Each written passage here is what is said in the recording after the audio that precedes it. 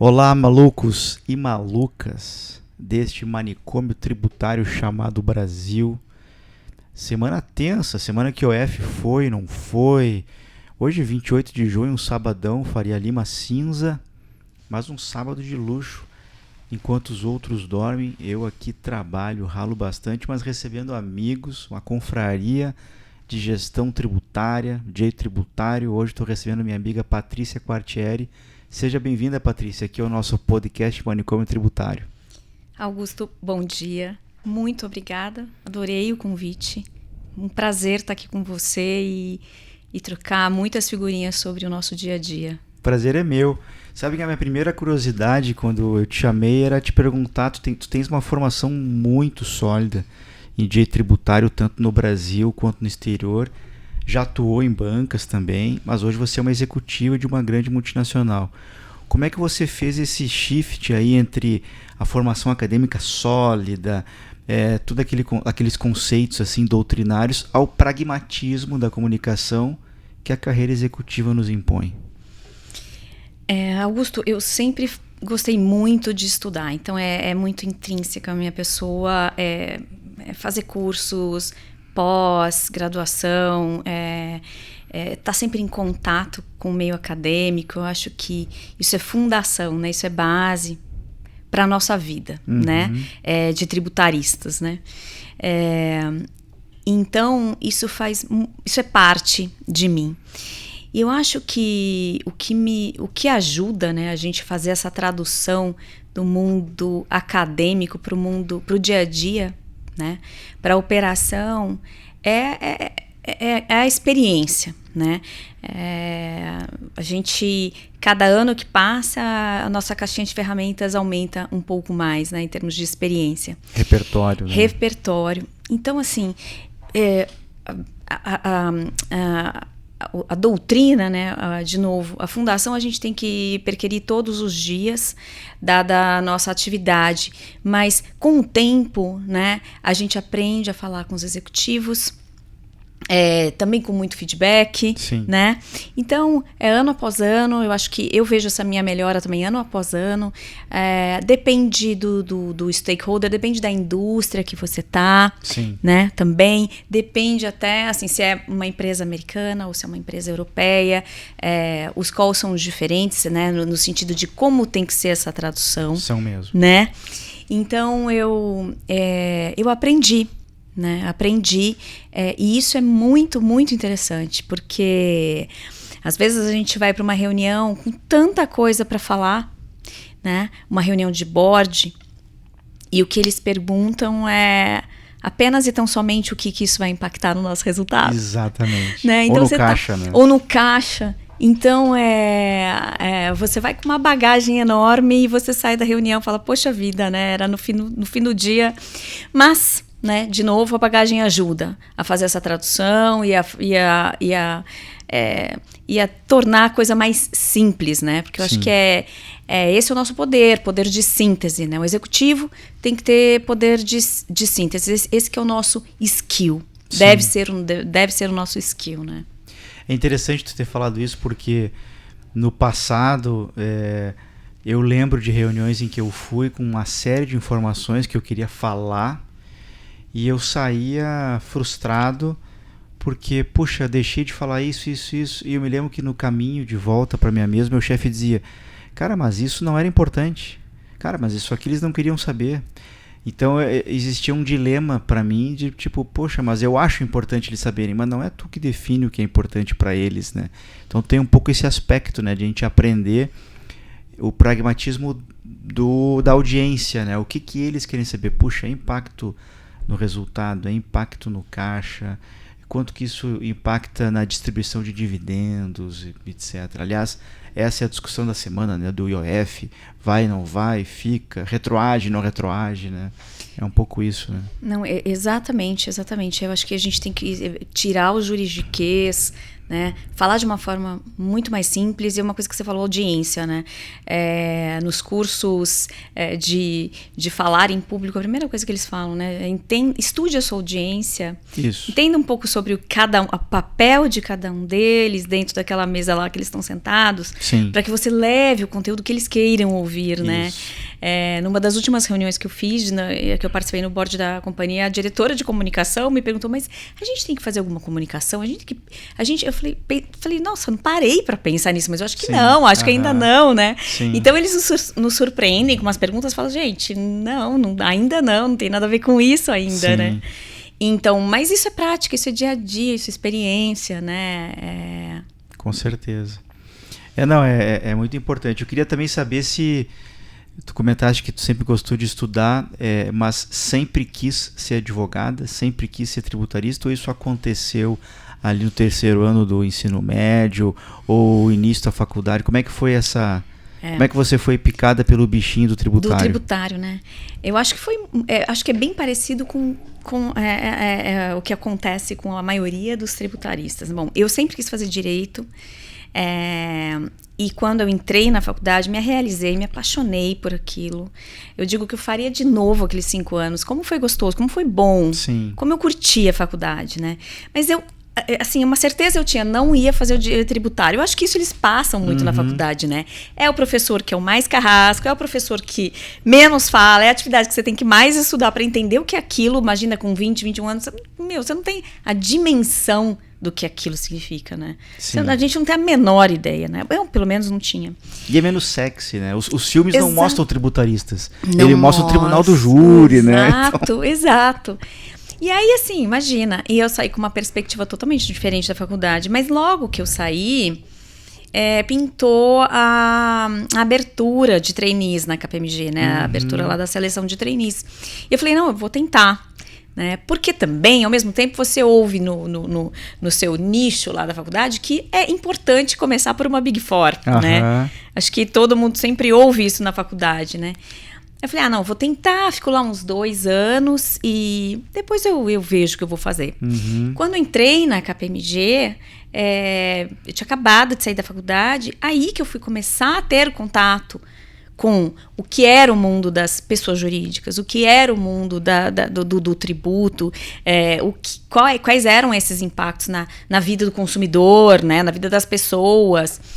E aí, então, foi outra paixão, né? Eu falei, não, gente, isso aqui é realmente um mundo, né? Um outro mundo, e eu quero entender melhor. E comecei, enfim, fiquei 12 anos num lugar que eu imaginava que eu ia ficar 2, né? E quando eu comecei na consultoria, eu também já ficava namorando muito o contencioso legal, né? A consultoria, a parte mais jurídica, né? Do direito tributário, e não só do compliance tributário, né? Assim, se é que dá para a gente diferenciar, mas operacionalmente nas atividades, isso são ramos diferentes, né? Então, eu comecei a namorar o legal e tive a oportunidade na KPMG de migrar, né, para o legal. Então, onde eu comecei a trabalhar com contencioso mesmo, pareceres, né? Sim. E que também é um outro mundo e que também foi muito importante para o meu crescimento. Eu amava realmente aquilo que eu fazia. Muito legal. Quando você olha hoje, Patrícia, no retrovisor, a Patrícia lá, não vou nem dizer da KPMG, que a KPMG tem um pragmatismo mais, mas no legal, quando você olha a maneira que você se comunicava, o que escrevia, você chega a pensar, puxa, como eu era prolixa, como eu hoje sou mais objetiva, ou você sempre procurou essa objetividade, mesmo sentando numa cadeira como advogada mesmo? Como é que você observa esse retrovisor? Não, inicialmente, né, quando eu comecei lá no legal, as coisas eram diferentes naquela época, né? A gente era mais prolixo mesmo. Era legal. Sim. Escrever 80 páginas de legal opinion. Sim. Era legal usar os termos mais difíceis numa petição inicial, numa contestação, Você numa falava apelação. quantas vezes por dia Data Vênia? Então, pois é, exatamente. Quantas vezes, né? Argumentando, sim, né? Sim. Dentro das conversas. Porque aquilo era exigido. Sim. Lá nos idos de 2004, 2005, sim. Né? Aquilo era muito valorizado, né? Mas com o tempo, tudo foi se transformando de uma forma muito rápida também, né? De modo que lá mesmo no escritório, a gente começou a perceber e a se questionar, por que não ser mais simples, né?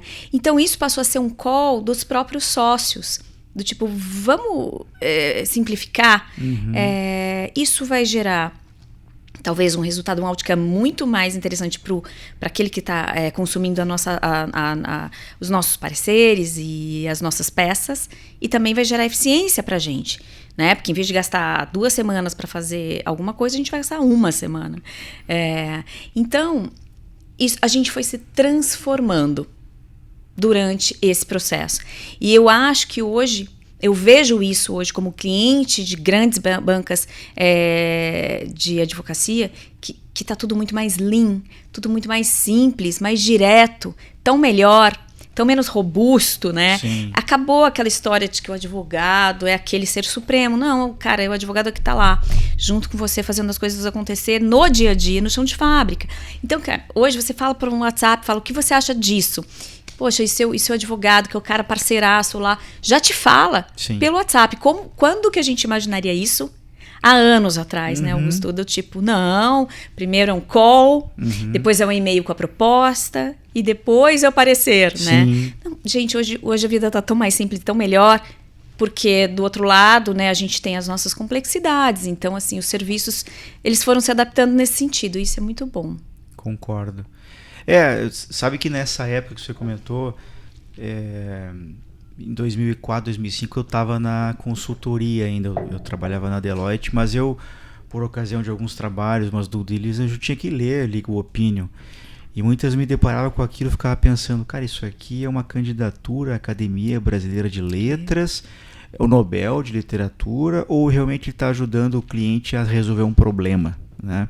Porque tinha pareceres de 80 páginas. É isso aí, né? Exatamente. E eu me lembro também que quando eu fui para a Renault, eu pedi, né, para os advogados, olha, faz um sumário executivo que tem 1 página ou 2, e depois, se você quiser trabalhar bastante assim na hermenêutica, né, trazer a jurisprudência, isso, doutrina. transformar isso num texto parnasiano, você pode fazer no resto, mas me traz o sumário executivo, que é o que eu vou ler. Exato. E mesmo se não houvesse o sumário executivo, Augusto, tenho certeza que você só ia para a conclusão. Exato. Como todo mundo de uma diretoria de empresa. Isso. Deixa eu ver o que vocês... No final, quais são as chances de êxito? Exatamente. No final, o que eu devo fazer? Isso. Aí a pessoa pula tudo aquilo que você escreveu e vai para a conclusão, não é? Sempre foi assim, né? Sim. E eu acho que isso acabou que, né, os advogados foram percebendo, os grandes escritórios foram percebendo esse movimento e simplificaram o processo. Então, Sim. Isso realmente foi ótimo. Eu agora, né, do outro lado da mesa, eu vejo o quão isso é valioso. Sim, muito. Patrícia, a gente está, inequivocamente, estamos passando por uma efervescência do mercado de gestão tributária. Né? A gente teve aí 23, 24, a depender da adoção inicial antecipada ou não, preço de transferência, que é uma nova realidade. E agora a gente tem reforma tributária com toda sorte de notas técnicas, regulamentações, leis complementares. Isso vai durar aí 7 anos.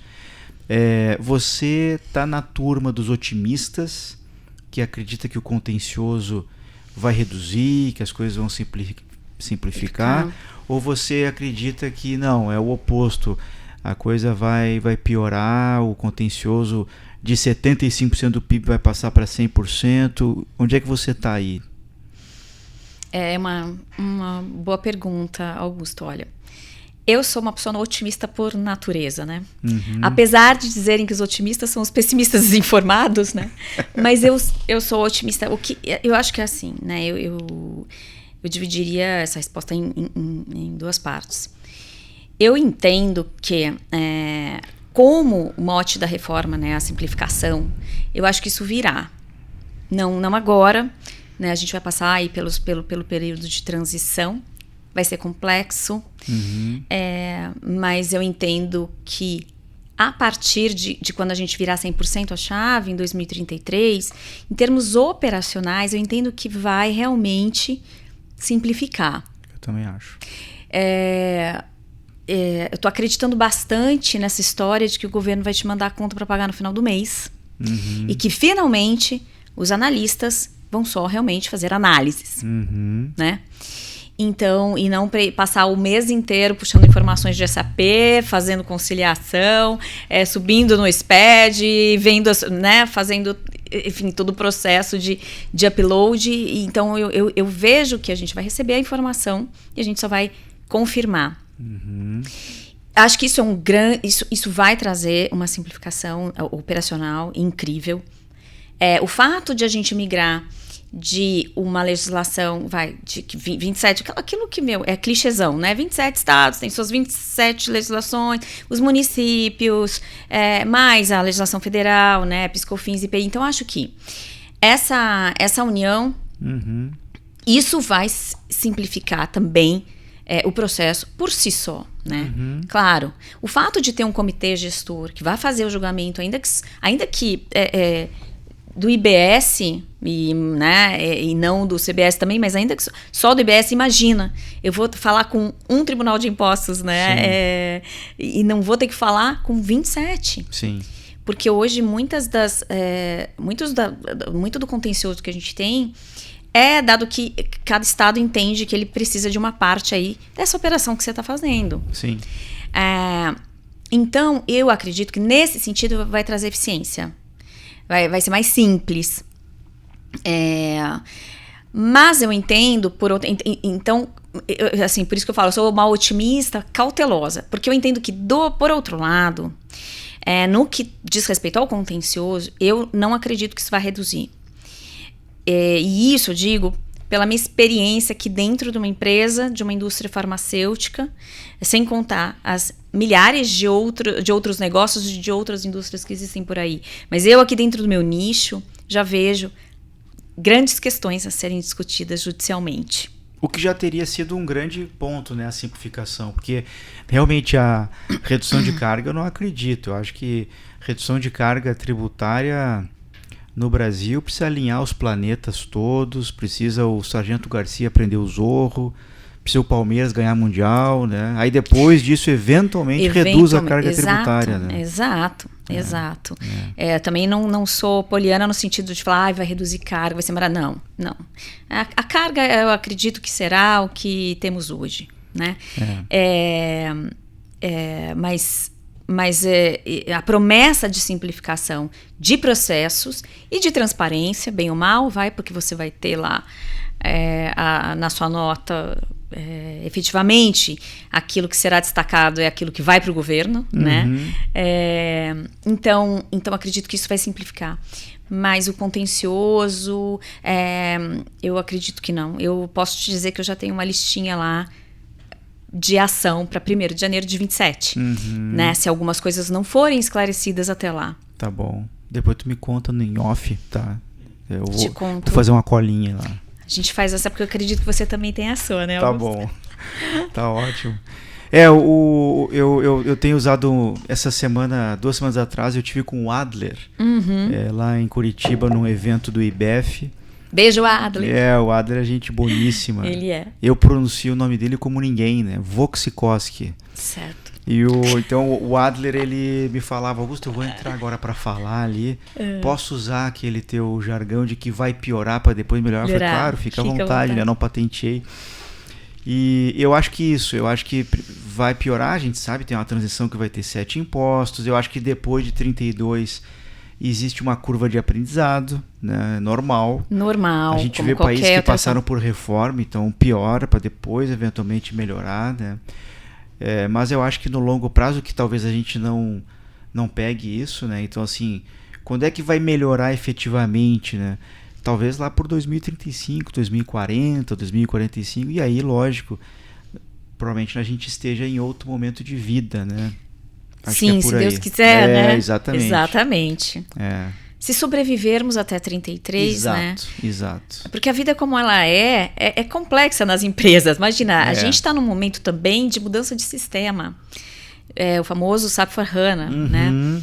Então, assim, junto com reforma, junto com alteração de layout de nota, a gente também está implementando novos sistemas e isso vai também tomar um certo tempo, porque vai ser meio escalonado a depender do negócio, né, dentro da empresa. Então, a gente tem que conviver com muita coisa ao mesmo tempo. Então, assim, tem que estar preparado e acreditar que vai ser melhor. Mas, olha, no final desse processo, o que sobrar da gente, acho que a gente vai se aposentar e vai fazer outra coisa. Porque... Confessa, Patrícia, você acredita tanto na simplificação que você pensou assim, meu time vai ficar desocupado, eu vou implementar um sisteminha a mais ali, porque vai ser muito... Foi isso, né, que você pensou? Com certeza. Foi isso. Falei com uma atriz, eu acho que a gente tem que fazer um start, um launch de SAP S/4HANA mundial. Exato. E o Brasil tem que ser a Wave 25, 26. Sim, Perfeito. Ótimo. Muito bom. Patrícia, curiosidade de carreira. Qual foi o grande apelo que te fez mudar de carreira? Você já vinha bem numa multinacional de consultoria, depois no legal... O que te faz querer sentar na cadeira do outro lado da mesa? Olha, Augusto, não foi uma questão de carreira, não foi um call de carreira. Foi uma questão pessoal. Né? Eu tinha meu filho, meu primeiro, era pequeno. E claro, né, é inegável que a vida de consultoria, ela demanda muito da gente, né? Sim. E aí eu comecei a ter umas questões do tipo, gente, eu acho que eu não estou entregando nada direito. Nem a minha atuação como advogada no escritório e a minha atuação como mãe, elas não estão sendo não estão sendo compatíveis, o que eu faço, né? Eu acho que eu não estou sendo 100% em nenhuma delas. Né? Então, eu realmente... Passei por um processo de realmente repensar, não foi fácil. Sim. Né? Porque quando você começa numa consultoria, numa Big Four, tudo que você quer é crescer. Sim. Né? Ser diretora, ser sócia. Então eu estava nessa toada. Esse era o meu objetivo de vida. Mas quando as coisas começaram a não convergir mais, eu falei, não, então eu opto, né, eu tenho que dar um passo, um pouquinho, eu não diria para trás, mas na lateral, para que eu possa ser mãe, porque também é uma das minhas paixões. Sim. Ser mãe é uma das paixões da minha vida, né? Eu tenho uma verdadeira loucura pelos meus filhos, eu amo ser mãe, então assim, na época eu pensei muito nisso, falei, não, eu tenho uma vida toda pela frente como carreira, né? Mas meu filho, ele é pequeno agora, então é agora que ele precisa de mim. E isso foi muito, muito interessante. Então, quando eu tive a oportunidade de migrar, recebi a proposta para migrar para uma empresa, eu fiz um movimento lateral e tudo bem, e fui feliz da vida e super segura de que aquilo era o que eu deveria estar fazendo naquele momento. E foi lindo, que foi uma das primeiras semanas que eu estava na empresa, como também farmacêutica, eles têm aquele sexta feliz, né? E primeira sexta-feira que eu saía 2 horas da tarde e o meu filho saía às 5 do colégio. Falei, gente, o que eu vou fazer das 2 às 5? Eu tinha 3 horas no meu dia. Eu falei, gente, que loucura isso, né? Nunca tinha vivido isso antes, né? Sim. E quando eu fui buscá-lo, pela primeira vez, na sexta-feira, 5 horas da tarde, eu consegui ir buscá-lo. Foi justamente a sexta-feira antes que precedeu o Dia das Mães, ele saiu com o presente do Dia das Mães na mão. Que legal. Então, assim, para mim aquilo teve muito significado, foi muito emblemático, eu não esqueço disso, dessa cena, e aquilo me fez ter certeza de que o passo havia sido correto, né, que eu tinha tomado. Bom, e aí quando eu comecei a ir na empresa, os anos foram passando e a carreira volta ao normal, volta na toada que tava e tudo se ajeita. Sim. E hoje eu estou muito realizada. Que legal. Então, eu sabe que eu atendo mentorados do Brasil todo e os episódios que eles assistem aqui muitas vezes viram pauta das sessões de mentoria. Então, já prevendo que alguém vai me perguntar assim, Augusto, então é verdade que na consultoria se trabalha mais que na carreira executiva? E eu já quero dizer que não necessariamente. Eu fiz esse movimento em 2009 por outras razões. Na época eu queria praticar mais meu inglês. E eu sempre digo que você trabalha numa Big Four fora do eixo Rio-São Paulo, você usa menos o inglês. E eu queria usar meu inglês, queria trabalhar numa multinacional. Eu brincava, né, numa multinacional de verdade, em que eu pegasse o telefone, atendesse alguém que estivesse na Europa, nos Estados Unidos, né? Mas eu acho que na carreira executiva a gente consegue ter um pouquinho mais de previsibilidade na agenda do que na consultoria. Porque na consultoria eu lembro do meu Olerite na Arthur Andersen e depois na Deloitte, que dizia assim, lembre-se, na verdade seu salário é pago pelo cliente. Então você não sabia se semana que vem você estaria aqui, ou lá no meu caso em Porto Alegre, Caxias do Sul, ou Bento Gonçalves, ou Santa Cruz, ou São Paulo, né? Quando que na carreira executiva você consegue planejar um pouco mais, né? E agora o trabalho, ele é intenso nas duas cadeiras, né? Muito verdade, exatamente. Eu acho que na consultoria, qual a diferença? Você tem que estar necessariamente disponível. Isso. Se você não tem, ainda que a sua agenda não tenha nenhum call, nenhuma reunião, nenhum deslocamento naquele dia, você tem que estar lá, disponível, né? No mundo né, da indústria, das empresas, o que você falou, é mais previsível, você negocia muito mais, porque seus clientes são aqueles lá que te conhecem, então muito você trata na hora do almoço, muito. Então, assim, é uma dinâmica totalmente diferente, né? O que te dá possibilidade de fazer inúmeras outras coisas. Mas eu super concordo que a carga de trabalho é muito parecida. Tantas vezes a gente não trabalha de sábado e domingo, muitas vezes. A gente tem que estudar tudo, porque todo mundo pode te perguntar de qualquer coisa. Claro, eu digo, não precisa saber o detalhe, mas você tem que saber que aquilo está existindo. Aonde procurar a resposta para aquilo. Então, assim, você deu exemplo, né? É TP, é Pillar 2, é reforma do consumo, é a reforma do imposto de renda. Você tem que saber.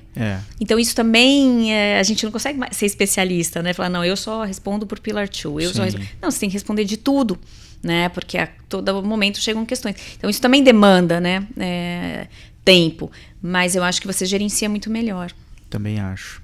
E um outro aspecto que eu vejo é que na consultoria, melhor dizendo, na carreira executiva, eu acho que a responsabilidade ela acaba sendo um pouco maior, porque você lá toma a decisão, né? Na consultoria você escreve dizendo, você pode fazer isso ou aquilo, o efeito disso é A, o efeito daquilo é B, decida, você levanta, vai embora e fecha a porta e os executivos online tomam decisão, né? Eu tenho um colega que trabalha comigo na Volvo, que ele veio da UI, e ele falava, cara, eu queria participar disso, da decisão. Eu tinha muita vontade. Então, traçando esse paralelo, né? Você talvez tenha um pouco mais de previsibilidade na agenda, mas você tem uma responsabilidade na média maior, né? Exatamente. Quando eu fui para a empresa, a gente vai com uma listinha de teses tributárias. Vamos implementar, vai ser super legal. Sim. Aí a primeira que você apresenta,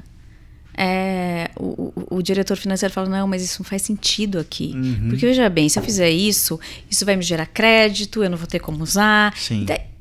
Mas você fala, gente, é verdade, não tem, assim, aquilo não é uma verdade para todo mundo, né? Aquela tese não é maravilhosa para todo mundo, né? Ou você quer implementar uma outra tese que você acha muito sucesso. Não, mas o sistema, eu preciso de 8 meses para o sistema ficar pronto e vai me custar tantos milhões de reais, então não vai compensar. Você fala, gente, é verdade. A gente realiza muita coisa estando sentado na mesa de tomada de decisão, né? De final de linha, né? Você perde um pouco daquela empáfia do consultor de achar você está perdendo dinheiro. Não, cara. Não necessariamente. Você não conhece outros aspectos. Meu coleguinha do lado diz que o KPI dele vai ficar horroroso com isso aqui, não faz sentido. Exatamente. Parece que o mundo aumenta de tamanho, né? Exatamente. E você acha que todo esse movimento, Patrícia, pelo qual a gente está passando de mudanças Não que a gente não tivesse mudança, a gente teve mudança a vida toda, né? Mas nesse momento especialmente crítico, você acha que a área tributária ela está atraindo ou afastando mais talentos? Olha, nossa, eu diria o seguinte, que acho que ambos. Eu acho é meio que aquela teoria da colmeia, né? Que assim, vamos aproveitar ao máximo até 2033, vamos ganhar dinheiro até lá e vamos trabalhar no tributário até lá, depois eu vejo o que eu faço. Tem uma galera pensando assim, a gente vê isso no mercado. Muita gente, muitas vagas de... Principalmente middle management, muitas vagas. Então, para quem está com sede, né, mais imediatista, aquilo né, esse movimento é tudo de bom, né? Sim. Então, acontece, vamos aproveitar ao máximo o que tem para ser, vamos ganhar dinheiro até 2032. Mas acho também, e eu como gestora sou muito vocal nesse sentido, no seguinte sentido. 2033 para frente, e o que a gente faz, a nossa rotina, né, principalmente para a área de compliance operacional, né? Eu não costumo tapar muito sol com a peneira. A gente vai falando, olha, as coisas vão mudar. Como vai ser? Não sei exatamente, eu não tenho esse desenho agora. Mas vai ser mais simples. Então, assim, muito provavelmente, aquilo que a gente faz hoje e que toma 3 semanas do nosso mês, a gente não vai fazer mais. E aí? Então, desde quando a reforma, lá a emenda foi aprovada, que a gente realizou, isso vai acontecer, eu tenho trabalhado com o time de compliance da Roche, junto com o RH, no seguinte sentido, vamos descobrir no que mais a gente é bom, vamos talvez pensar num outro tipo de movimento de carreira. Você não precisa ter a resposta agora, mas é importante que você comece a pensar nisso. Então, tenho sido muito vocal nesse sentido, né? Então, acredito que assim, está funcionando para os dois perfis, aqueles que querem demais aproveitar esse momento, né? Pleitear uma promoção, tentar ganhar mais em outra empresa, porque o mercado está super aquecido. E também tem aqueles que falam, bom, deixa eu pensar um pouco mais, né, daqui 5 anos, daqui 8 anos, o que eu vou querer fazer. Vai fazer um inglês, vai estudar inteligência artificial, né? Na Roche a gente está com muita oportunidade disso, porque a gente está com uma agenda lá de Everyday AI. Então ela está fomentando muito isso. Então é isso que a gente tem que fazer, vai buscar, né, o seu lugar ao sol. Isso é a responsabilidade de cada um. Então, como gestora, eu tenho fomentado isso. Então, acho que está equilibrado. Está equilibrado, né? E qual tem sido os seus grandes apelos, junto com o RH, que você comentou, ou com a sua liderança, de atrair e de reter talentos? Porque nesse momento você está... Eu me sinto, às vezes, na borda de uma piscina. Na piscina tem vários talentos. Aliás, na piscina tem vários talentos e na borda tem várias boas empresas com boas carreiras, com boas remunerações, com grandes oportunidades, com grande exposição, tentando pescar aqueles talentos, né? Como é que você está fazendo para atrair aqueles talentos e, uma vez atraídos, para retê-los? A gente está com algumas medidas lá, né? Conversei isso muito com finanças, com o diretor financeiro, conversei muito com gestão de pessoas. Então, a gente está com algumas questões. Tem retention bônus, tem projetos de cursos no exterior. Então, a gente não está... Porque o que a gente pensou, vamos ser responsáveis, né? A gente não pode inflar a pessoa, Sim. De modo que em 2032 a pessoa não consiga mais emprego em lugar nenhum, Sim. Porque ela vai estar maior do que a própria cadeira. Sim. Então vamos aumentar a cadeira da pessoa. Sim. É isso que a gente vai oferecer, né? Então, para aquelas pessoas mais chaves, a gente tá realmente convidando, olha, vamos fazer esse curso, né? A gente vai fazer dar esse boost no seu currículo, te preparar para ser mais parceiro do negócio, mais generalista. Parceira do negócio, mais generalista, tem mais exposição. Aqueles que querem mais para uma área mais de sistemas, então vamos fazer um SAP Academy, vamos entender como legal. que você... Então é nesse sentido que a gente está... É isso que a gente está oferecendo. É muito mais para o currículo do que dinheiro, vamos falar assim, né? Sim. Espécie agora. Sim.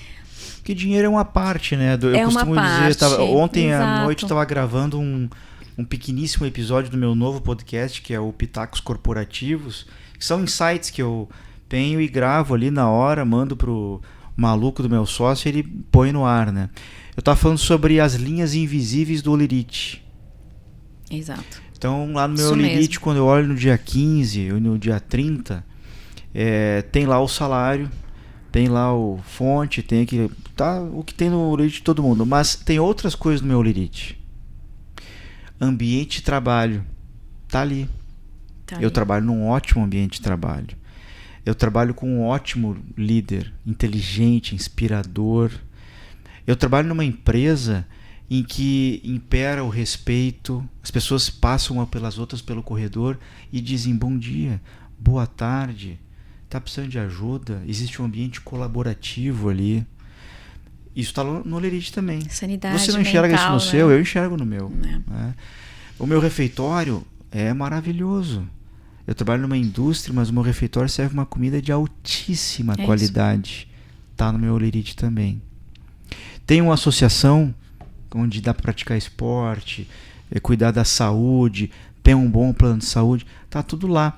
Então, nesse momento em que você da área tributária tá agindo de uma maneira um pouco mais dinheirista, tome cuidado com isso, porque você pode estar indo às vezes para um barco furado, trabalhar com uma liderança horrorosa. Exato. Que vai ferir seus princípios, seus valores. Você tem que ter um fit cultural com a empresa onde você trabalha. Está no Olerite também, né? Então, eu acho que tem esses aspectos também muito importantes para o profissional avaliar, né? E o jovem que está vindo nem sempre tem esse olhar, né, Patrícia? Exato. E também as empresas que estão aí, né, contratando, algumas podem até ter e oferecer um plano de carreira, mas cuidado, né? Porque a hora que acabar esse tumulto e as coisas começarem a voltar ao normal, né? Não necessariamente elas vão precisar de você. Sim. Então, poxa, né, nenhum movimento de carreira pode ser apenas e tão somente por causa de dinheiro, né? Então, isso também eu sou muito focal, falo bastante pro meu time. Sim. Até agora ainda não perdemos ninguém. Sim, que bom. E também estamos sendo super cautelosos de não contratar ninguém. Tão somente por causa da reforma. Sim. Porque é isso que eu não quero. Eu não quero trazer para depois falar, olha, muito obrigada. Isso. Mas a tempestade já acabou, então agora não consigo. Isso não dá, né? Sim. São pessoas, né? Então, são vidas. Então a gente tem que ser cauteloso nesse sentido. Ser transparente e cauteloso. Concordo. É isso que pereniza, né? Carreiras, credibilidades, né? Foco no longo prazo. No longo prazo, exatamente. Muito bom. Patrícia, tem uma pergunta famosa que a gente faz aqui, mais de cunho pessoal, que eu costumo brincar, é quem é a Patrícia que não está no LinkedIn? Ah, legal. Quem é a Patrícia que não está no LinkedIn? Nossa, sou, como eu já te disse, sou mãezona, fico o dia inteiro atrás dos meus filhos, daquelas que beija, que abraça. Eles vão virar advogados também ou você não tem esse palpite ainda? Eu não tenho, assim, o mais velho já é vestibulando. Já é vestibulando? Já é vestibulando, mas ele quer economia ou administração. Sim. E o mais novo ainda é muito novo. Mas ele já fala que ele quer uma faculdade que fale de empreendedorismo. Nossa. Ele tem 11 anos, ele fala, tem alguma faculdade que ensina empreendedorismo? Eu falei, talvez tenha no futuro, Rafa, talvez tenha. Então, o Lucas já é vestibulando, o Rafa é ainda o meu pequeno, mas eu sou muito, muito, muito família, fico em casa demais, amo minhas cachorras, tenho 2 cachorras. Que raça que são? Uma é American Bully e a outra é uma Pug. E meu casamento, amo estar em casa, amo ler, assistir, amo estar com a família, com meus irmãos, a gente é tudo muito grudado e essa sou eu aos finais de semana, muito relax, muito de boa. Muito bom, muito bom. Bom, você falou que gosta de ler. A gente tem um fechamento aqui no episódio, sempre que é os pitacos culturais. Eu acredito muito, Patrícia, que a gente é profissional e estuda aquilo tudo que estudou, CTN, doutrina, tá sempre... Agora OCDE, né? Temos que ler material de OCDE agora. Exatamente. Ligado nos negócios. Mas eu acredito também que a gente precisa trazer uma sofisticação cultural para isso tudo, com literatura, com filosofia, com história. O que tu tá lendo nesse momento? O que você tem de dica cultural para a turma que está te ouvindo? Augusto, olha, quando eu opto sempre por ler algo que realmente, como você falou, né, é não técnico. Então, eu leio muito sobre religiosidade, né, e leio muito sobre história do Brasil. Eu li o do Marco Antônio Vilas, gostei bastante. Eu também gosto. Pra reciclar mesmo, né? A gente vai passando um tempo, a gente não lembra de alguns detalhes, né?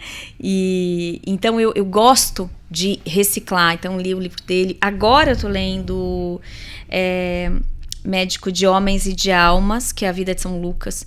Que há anos que eu tô pra tentar ler esse livro e sabe quando vai passando, eu falei esse ano, não, eu vou ler.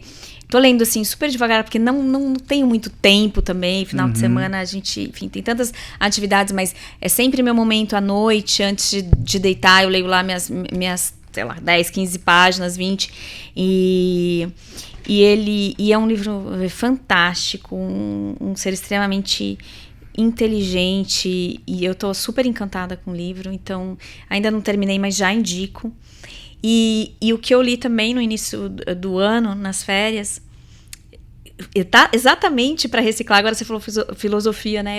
Eu reli Mundo de Sofia. Do Jostein Gaarder. Imagina, maravilhoso. Eu li esse livro, eu acho que foi na faculdade, quando eu tive filosofia do direito. Sim. Né? E tava lá em casa. Maravilhoso. E eu falei, gente, não lembro nada, eu acho, né? Vou reler. E nas férias eu reli o livro, ele tinha até um cheiro de posse. Sim. Falei, gente, que delícia. Porque aí, isso, além de ser reciclagem, né, de trazer pra gente coisas que a gente estudou e que a gente deveria saber isso, né, levar pra vida, eu acho que relaxa o cérebro, né? Sim. É uma forma que eu acho que relaxa meu cérebro. Sempre quando eu não estou pensando em direito tributário, eu acho que, ou lendo alguma coisa diferente, para mim é como se eu estivesse relaxando meu cérebro. É muito bom. E sabe uma coisa que eu percebo também? Eu raríssimas vezes eu leio novamente um livro, mas acontece. Acontece. E o que eu percebo é que você está lendo um outro livro, né? Porque é com outra cabeça, né? Totalmente diferente. Imagina. Perspectivas, né? Você faz um download de praticamente 100%, porque com 20 anos, né? Sim. 22, sei lá, quando eu li o livro, é uma outra perspectiva, enfim. Recentemente eu li novamente Memórias Póstumas de Brás Cubas. Gente, sério, verdade. Eu também já reli alguma coisa. O Alquimista eu reli. Sim, maravilhoso o Alquimista. O Alquimista eu reli também por uma questão de, deixa eu ler de novo. Sim. Pequenininho, rapidinho. Muito bom.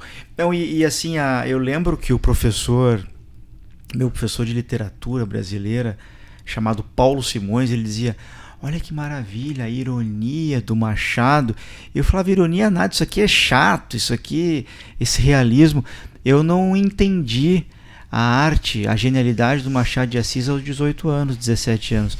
E hoje, eu achei assim maravilhoso aquilo, né? Assim, a ironia dele, né? Não tive filhos, não deixei a ninguém o legado de nossa miséria. Um negócio assim maravilhoso, né? Maravilhoso. E eu li com outra cabeça, 30 anos depois, né? Claro. O Alquimista, eu digo que caiu a ficha falando assim, então tá, então quer dizer que o louco era ele. Sim. Entendi, sabe? Aquela assim, cai muito. Fala, gente, isso aí é muito realidade, sim, né? Mas é isso. E eu queria, com isso, te presentear com... lógico que eu não vou me comparar ao Jostein Gaarder, nem ao Machado, nem ao Paulo Coelho, mas é de coração o meu livro que eu reescrevi, o meu segundo livro, chamado Cartas a um Jovem Gestor Tributário. Muito obrigada. Eu criei uma narrativa em que eu falo comigo mesmo, através de cartas. E aí as pessoas me perguntam, mas por que não e-mails? Porque carta tem um romantismo, tem uma... Então eu escrevo cartas, aos 18 anos eu escrevo cartas para mim, hoje, aos 49, sob dúvidas de carreira. E aí o executivo que sou responde para o jovem vestibulando que fui há 30 anos atrás. E aí eu criei esse livrinho aí, inspirado no Contar do Caligares. Uau, que fora da caixa, hein? Que legal, parabéns, muito bom, muito legal, obrigada. Espero que você goste. Obrigada pela dedicatória, muito obrigada, Augusto. Tá difícil, sua régua tá muito lá em cima, Augusto, tá difícil. Parabéns. Obrigado pela presença, fiquei muito feliz com o nosso bate-papo. Para mim é um prazerzaço conseguir, né, uma proeza de conseguir tirar as pessoas de um sábado de manhã, convívio com a família, para vir aqui bater um papo, mas isso ajuda tanto a audiência, tem tanta gente que vai te assistir e vai se inspirar, que eu tenho certeza que assim, isso é um círculo virtuoso, né? Cria uma coisa boa assim no mercado. Muito bom. Obrigada. Obrigado você. E você me acha nas redes sociais como Augusto Flores Oficial, lá no Instagram. Daqui a pouquinho mais, indo para o aeroporto, eu vou divulgar algumas fotos do episódio, dos meus convidados do dia. Tem tanta gente boa, esse aqui é o primeiro episódio do dia. Você me acha lá no Augusto Flores Oficial. Você também me acha no website augustoflores.com.br, mtxeduca.com.br. Você me pergunta lá sobre mentoria, sobre cursos, sobre eventos, sugestões, podcast, críticas, sugestões, fique muito à vontade. Tem o meu WhatsApp que é 995693841, 41 de Curitiba. Lá você pode também me mandar sugestões, perguntar sobre mentoria, fique muito à vontade. Os meus livros, tanto Cartas quanto o Manicômio Tributário, você acha tanto no site da editora Viseu quanto na Amazon. E eu queria agradecer de coração os meus patrocinadores que fazem essa mágica aqui acontecer, que é a Bravo Matex Tech, com já 15 mil clientes atendidos no Brasil, clientes de grande porte, médio porte, companhia aberta, multinacionais, com muita tecnologia embarcada para outsourcing, tributário, fiscal, contabilidade, folha de pagamento. Estou muito feliz com eles, já há 2 anos me apoiando aqui no podcast. Você pode mandar um e-mail para o manicômio-tributario@bravocorp.com.br. Tem um QR Code mais ou menos aqui, ó, você mira ali, tem uma landing page, chama a turma lá para debater, por exemplo, a abordagem que você tem que ter na reforma, no trato com a reforma tributária. E a Bravo, que é o meu novo patrocinador, registro de marcas, aliás, a Bravo não, desculpa, a Avola. A Avola, registro de marcas, é o meu novo patrocinador. Você manda um e-mail para marcas@avola.com.br. Todas as minhas marcas, como Manicômio Tributário, Augusto Flores, Pitacos Corporativos, tudo eu fiz com a Avola, com grande qualidade e rapidez. Eles atendem clientes no Brasil todo. Muito obrigado.